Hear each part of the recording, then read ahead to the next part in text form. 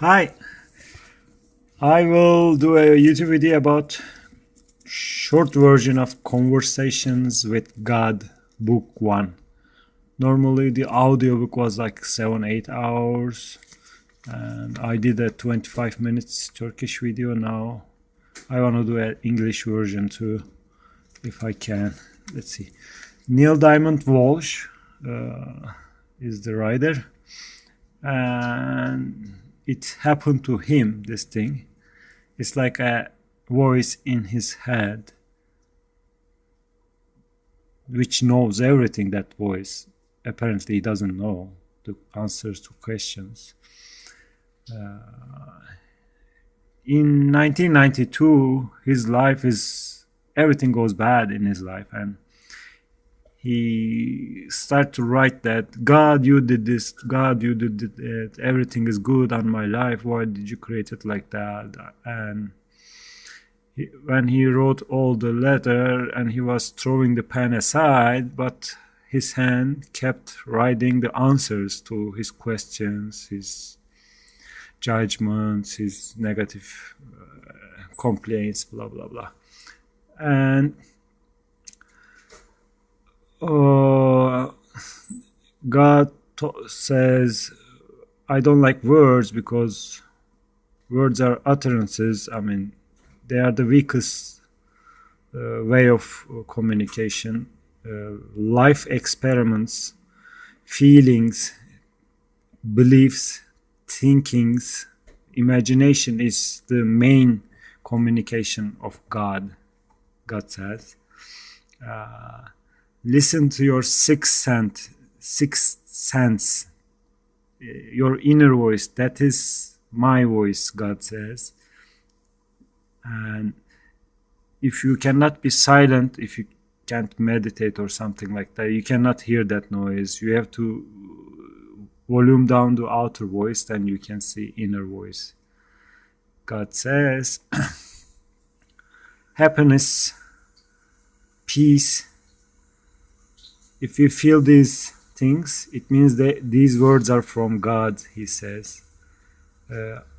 If it's about punishment, negative things, these words are not from God, he says. All the spiritual books of the religions changed by politicians or kings, whatever, or church many times according to ego structure of the leaders to control the population or to adjust the level of the spiritual books to the level of consciousness, level of people of the country or of the area, he says. And she says, because she talks voice, and man, God is not man or woman, God is everything, he says. Unconditional love, only God, he says. And he says there is nothing, sin is not real, sin does not exist according to God, he says, she says. The reason for that is, to explain the reason, you need to know the whole system, he says. And the whole system is like this. God knows this. God is everything. Let's say God is consciousness. God knows that God is everything. Like love is God, basically. But let's say you read about love in a book, but you never have a love affair, or you didn't experience, you didn't feel anything. God was like that in the beginning, he says. And God is also expanding, he says. That's why God came up with a plan, he says, or she says. God created souls, connected to humans and universes, different dimensions. God created all of them according to Big Bang Theory, slowly, according to God. Just think and it happened. It doesn't matter, it's the same thing. That's the great plan. And Since God, souls are God's creation, souls has same power as God to create, and same knowledge as God. That's why souls came up with plan. They say, God, you see, we can live with humans, and we make them humans forget what they know, and they go to three-dimensional Earth, and without knowing that they are God too, they live there opposite of what they are. Because when they are opposite, if they live opposite of what they are, which they are love, they live opposite experiences, they feel opposite things, then they understand strongly what they really are. That was the plan. It's like, imagine that was a plan. And humans come to Earth, let's say, and they forgot that they are God's part. That knowledge is forgotten, and basically, God is love. Let's say opposite is fear. They in on the earth, they experienced and felt all these negative things. Then they could understand how love and peace is important.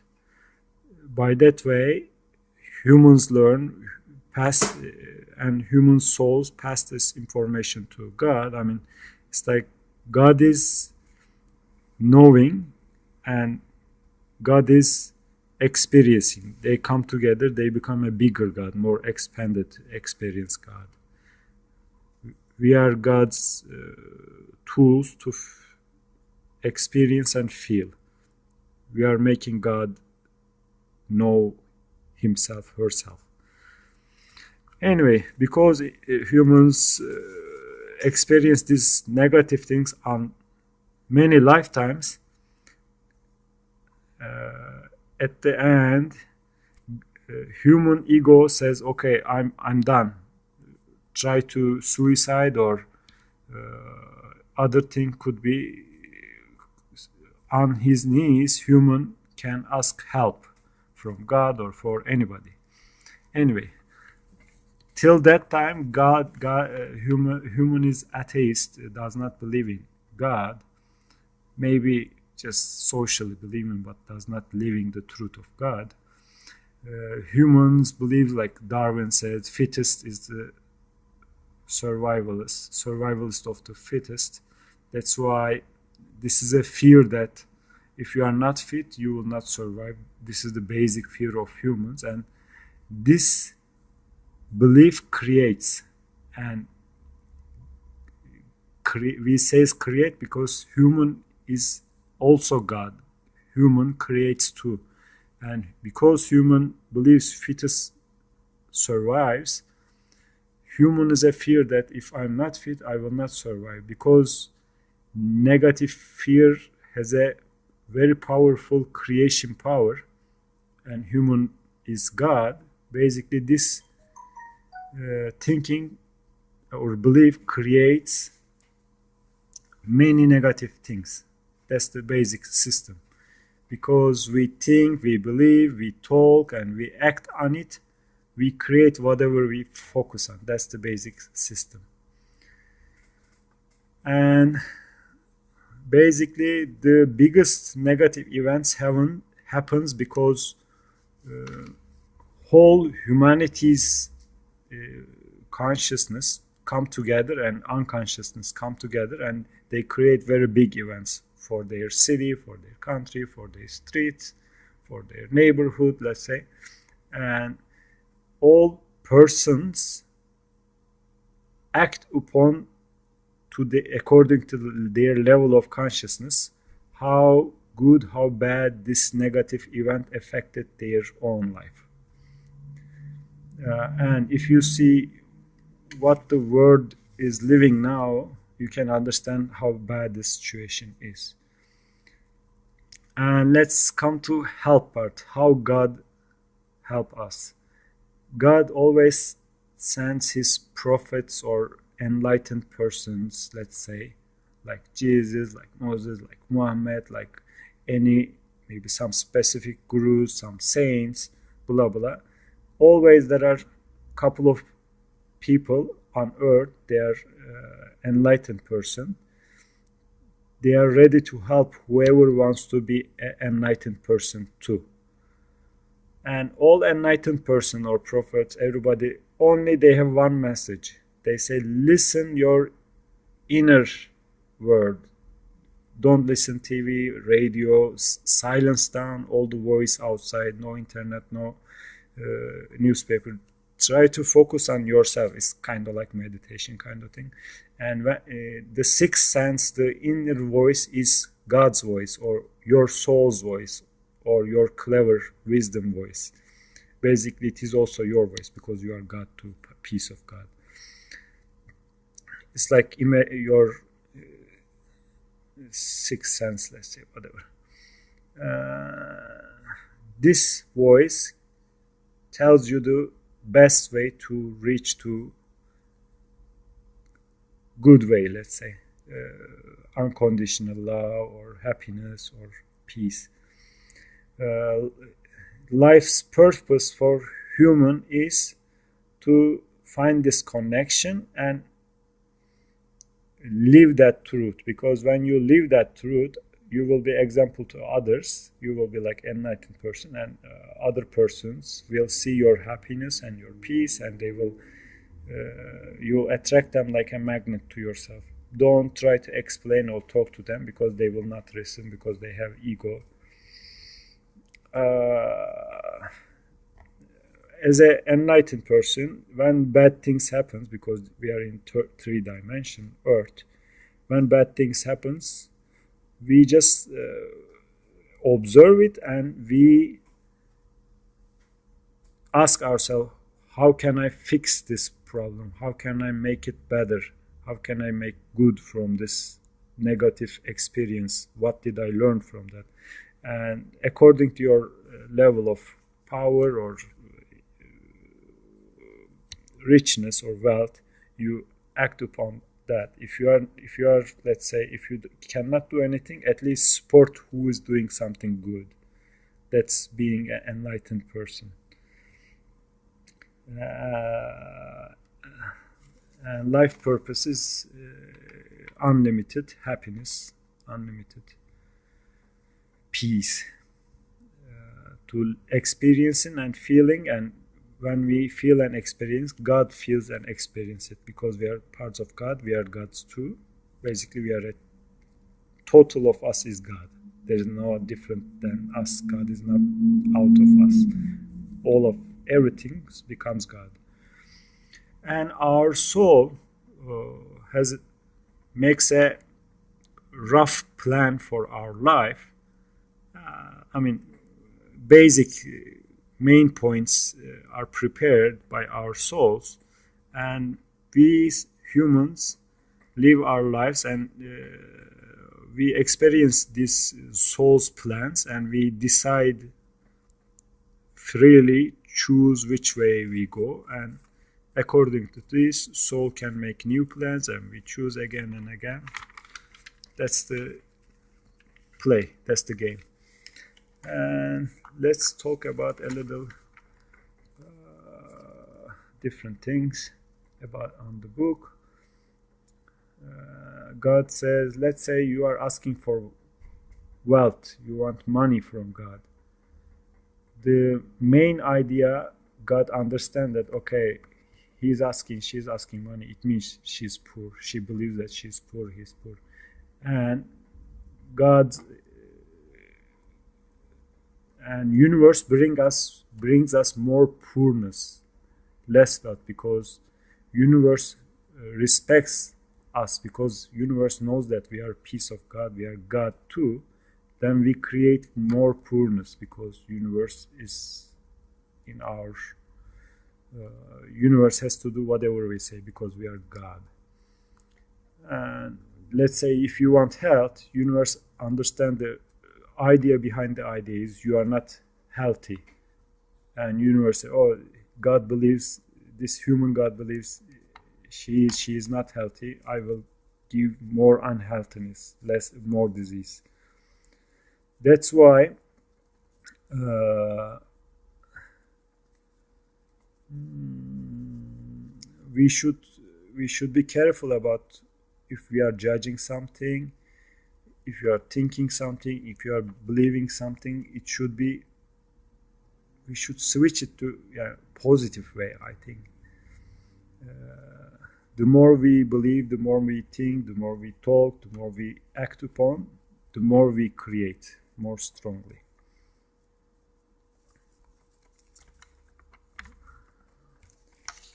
We shouldn't judge. That's why if we judge, universe brings more things to judge for us. The best way to thank God, because when we thank God, thank universe, let's say, universe brings us, oh, this human God is thanking. It means he has everything to thank. I should send him more things to thank to. That's why thanking is the best praying. Some people can try to cheat God or universe. Let's say, oh, thank you God for 10 kilogram of gold. But as a human God, you cannot lie to yourself. In your mind, you know that you don't have 10 kilogram gold, and God also knows that you don't have 10 kilogram gold, and you don't have that much belief like prophets or Jesus or Moses, whatever. They have that much information. But if you are a prophet, what you do is thanks God for thanks God for 10 kilogram gold that you will bring me tomorrow or something, because prophets, gods, let's say, or saints, they have so much belief. They can bend the physicality, they can create like miracles. That's why they call it miracles, because they have extra powerful beliefs. Like these are a few people on earth. That's the aim of this book teaching, to bring everybody more happiness and bring this power back to God, you creators. And you can ask, okay, if let's say one of the prophets has, let's say Jesus has healing power, why Jesus didn't heal all humans? He cannot heal all humans because every soul has a power for their human being, and they need to live these negative experiences like sickness or disease, something, then they can understand how health is important, how happy if you feel healthy, the feeling of it. That's why if in the soul plan there's no healing, Jesus will not heal you. It's all about your soul's plan. And if some soul plan, okay, I will see Jesus on the street and I will ask, this human will ask help from him, and soul is agreed to healing, and that human will be healed. That's, some healings happen that way.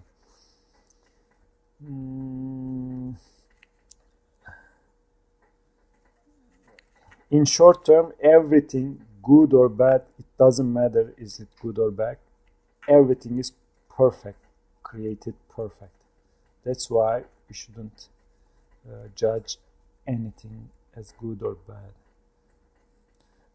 The best way to walk on this enlightenment path is walk like a god or prophet or saint, act like a saint. What a saint would do on this circumstance, in this bad circumstance, in this good circumstance, how they talk, how they think, how they act, and try to mimic that. Good or bad, whatever it is, just accept it and choose the best according to your knowledge. That's it. Also, God says there's no 10 commandments.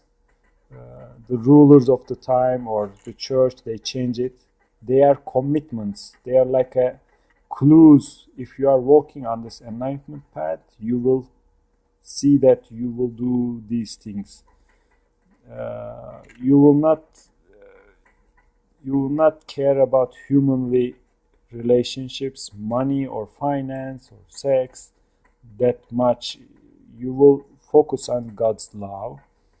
And another one is you will not use God's name in regular talks. You will respect the name of God, and you will create one day to worship, not worship, sorry, to think about God, since you are God too. Honor yourself, and you will honor other human lives, animal lives, and plant lives. You will not kill as long as they don't attack your life. That's the only time you can kill, if they try to kill you or something like that. And if you kill an animal or plant and eat it, thanks to their sacrifice, they are serving you. And you will be honest. You will not steal. You will not lie. You will not gossip. You will not be jealous. These are the some signs, some commitments, signs that you are walking on the enlightenment path. And there is no obligation in relationship. Neil Diamond Walsh asked, what is the obligations in a relationship? Just respect each other. And the best relationships are about if the aim of the relationship is enlightenment of the both sides, that's the mutual growth. That's the best relationship you can have. That's the most long-term relationships. They can go even lifetime. The more longer the relationship, the more effect is more strong. If you are in a relationship just for sex, ego, recover ex-partner's attention, or loneliness, I trade you, give me this, I will give you that, like trade kind of relationships, these relationships will go short term and they can teach you, but they are not as healthy as a mutual growth, fulfillment relationship part. And God says in maybe 20, 30, 40 years of time, we need lots of enlightened person, because millions will be asking for you. They will search for you because they will need your help. It means apparently there will something happen in 30, 40, 20 years, I think, whatever it is.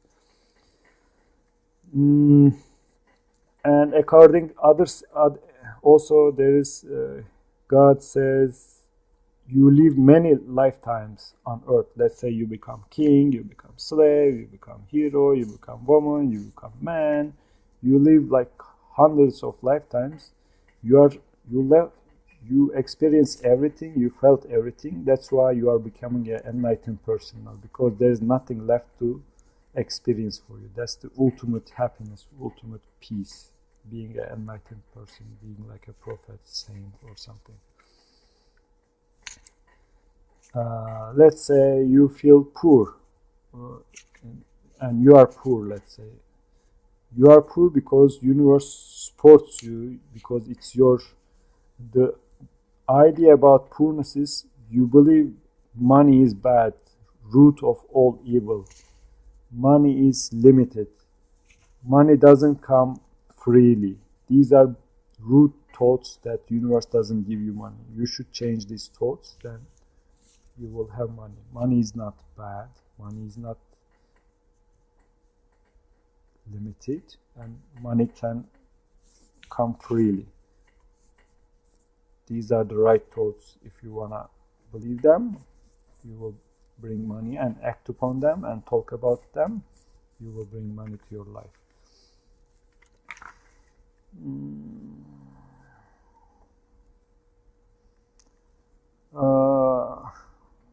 Also, the best way to change to become a rich person or financially abundant person. Let's say you see a poor person, beggar on the street. You have $5 in your pocket, and you say, "Oh, $5, I can buy a sandwich, blah blah. I should give maybe a toonie or a loonie."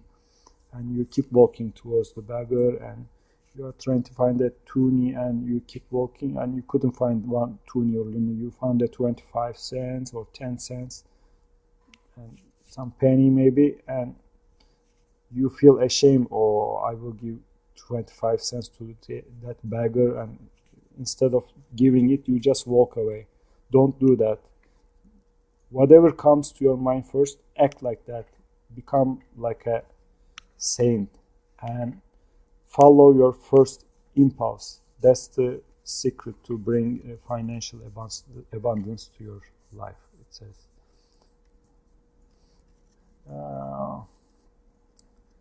I have success. All things leads to success. Thank you, God, for bringing wealth to my life. These are true confirmations, because they are not, you know that they are possible in the future, and they are true. They are not lie.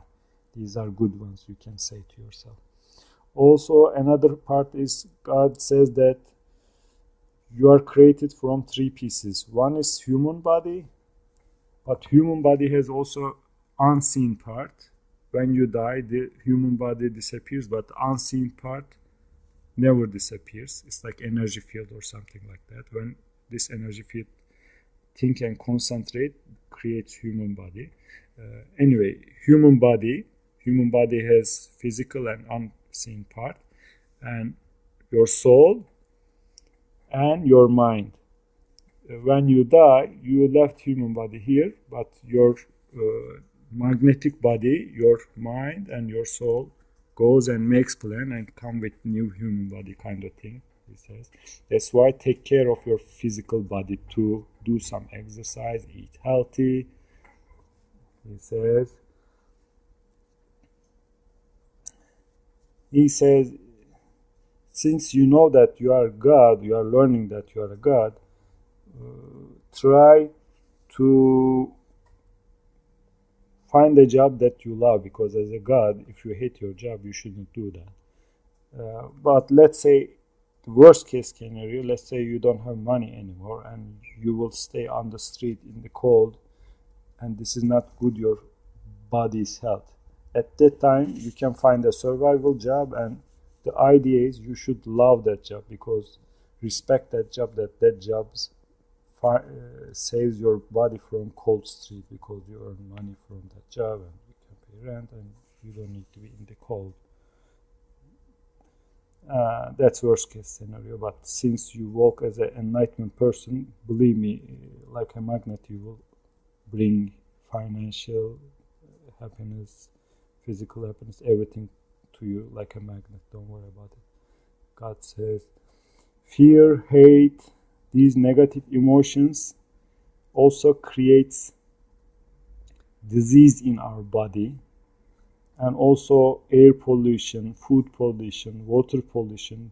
These also create disease in our body, and that's why God says normally human body created to live infinitely, but now your life expectancy is like maybe 90 years, 100 years maximum, it says. That's why check what you believe, what you think, and what you talk, and what you act on, and try to exercise and eat as much as possible healthy. And if you clean yourself, basically, if you become more enlightened person, you become more stop aging and become younger and younger. And also Neil Diamond Walsh asked about sex, and God says sex is something very good. I mean, just do it, like exercise or eating a good food. Enjoy it. Why not?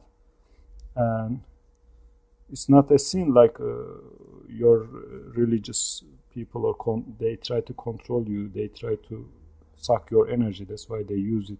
Sex something like a bad thing or something like that. Don't believe that.